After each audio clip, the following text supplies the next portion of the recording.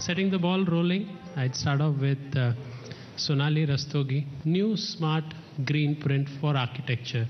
As an architect, what do you feel are the priorities for India? I consider it a responsibility as somebody who is playing a small role in generating a built environment, that whatever you do should be done smartly in ways to just preserve, conserve, and redistribute and reorganize resources so that we optimize them and not be wasteful. What the paradigm of that time is will define what is defined as wasteful, and I think that needs to be understood. So is it that we are talking about when oil is the deciding factor, or today is it when we are talking about when solar energy is on the verge or has already made a huge breakthrough? And then we have to consider the built environment from that perspective. So it's really smart is about staying focused on what is the call of the day as per the paradigm that we are stepping into. I'll move to Pradeep. The social spaces, they matter. How good are we, and how can we be better in incorporating them into the design, so that it's not just the built environment, but also the space between the built environment, which comes into our priorities. Your take on it? I don't think we are doing enough. It's one thing to develop projects like the Lihad, but the most important open space is streets. And we've been trying for about a decade and a half and find it's a struggle. We tend to be very car-centric, not people-focused. Even in a city like Delhi, the pedestrian infrastructure is very, very poor and basic. Very, very limited interventions are being done, despite quite a lot of people trying to work with, the most important is the state with whom we want to work and who can deliver, rather than, say, a private sort of entrepreneur. So we've tried to have a lot of workshops with the institutions like PWD and so on. But I think a lot more capacity building needs to be done there, and sensitization that there is a need. It doesn't have to cost anything because money is anyway being spent on public infrastructure. It just needs to be more friendlier and usable, and if that starts happening, our cities will start becoming much more livable. Dikshu, the cradle to cradle talks about the larger social, economic and ecological values. More and more people are talking about the human comfort aspect of it. How can we incorporate that into the sustainability agenda? I would say there are two aspects we should keep in mind.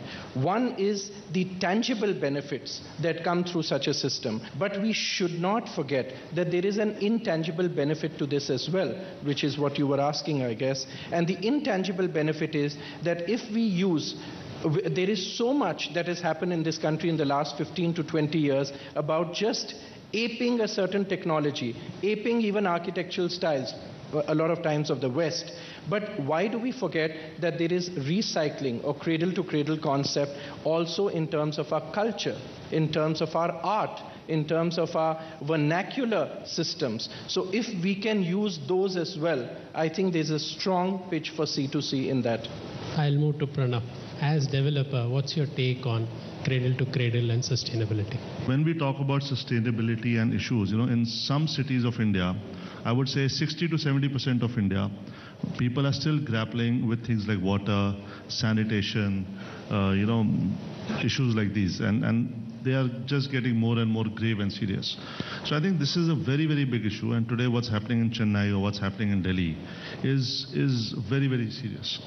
And all of us sitting here are responsible, and we must make sure that we deliver more of it. I'll take the ball now to Tanmay. Government has a lot to do, and usually it does it through regulation. And ECBC, it's still mainly a guideline, but it was really path-breaking work. Where do you think the Energy Conservation Building Code stands today, and what more needs to be done? If you look at the economic imperative, there is no way that the cradle-to-cradle approach will ever be mainstream. because it is in nobody's economic interest to just say, okay, I'll look at the complete life cycle, environmental, social, economic impact of a product. Wherever it has succeeded, to some extent, it is by regulation.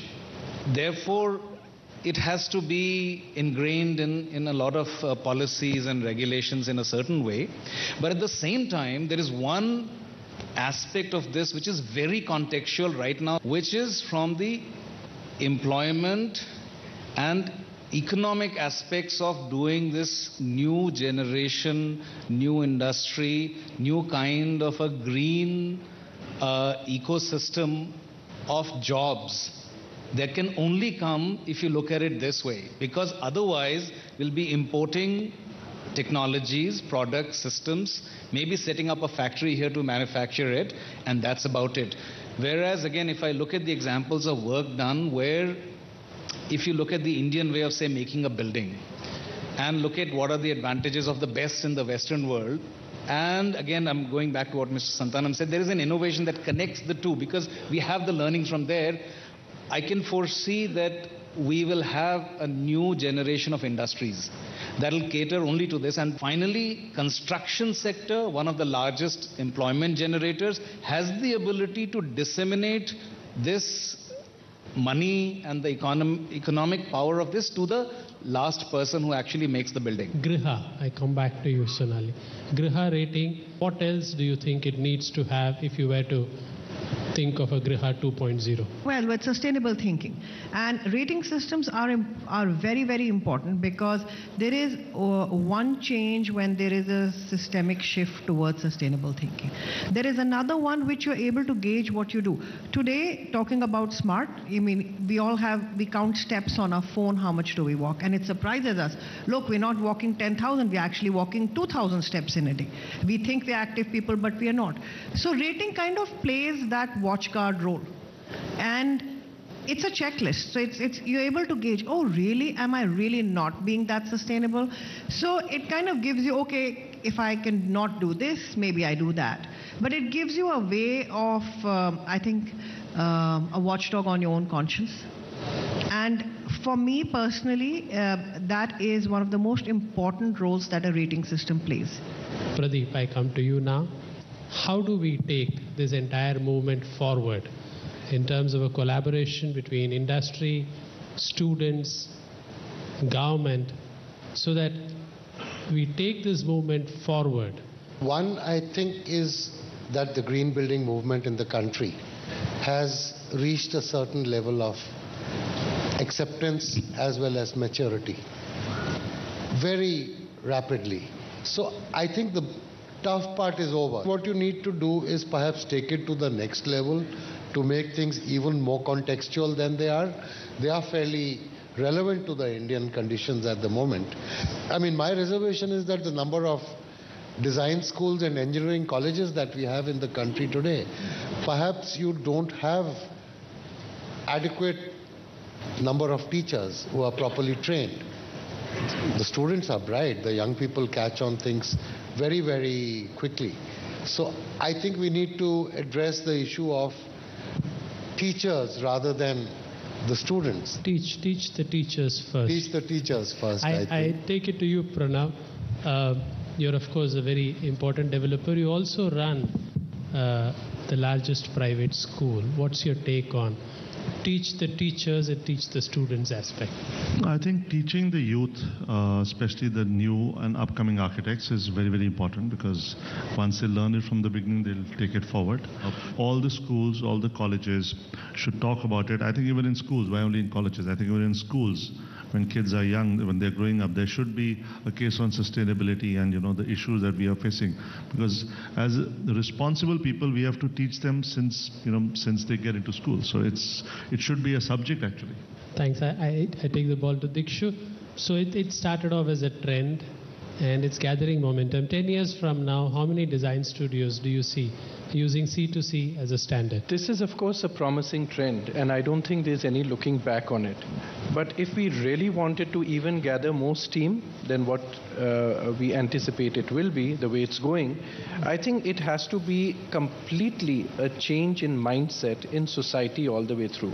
You were just now talking about teach the teachers, but I think what has happened in schools with certain aspects, if you see about environment sensitivity, whether it has been about say no to crackers or say no to plastics and campaigns like that, I think children in that sense are the focal point. If we really start young, at that point, if the next generation is already sensitized to the environment, to smart green cities shaping the future, etc., I think that will be a very promising trend, because tomorrow it's not just about architects and designers. It is about your clients. It is about everybody else, all the other cogs in the wheel that fit into what ends up creating habitat. So if everyone is sensitive somewhere subconsciously, I think that's going to make a big difference. I think cradle to cradle, green, sustainability, the architects, the developers, the consultants, they have a role to play, but it really concerns all of us.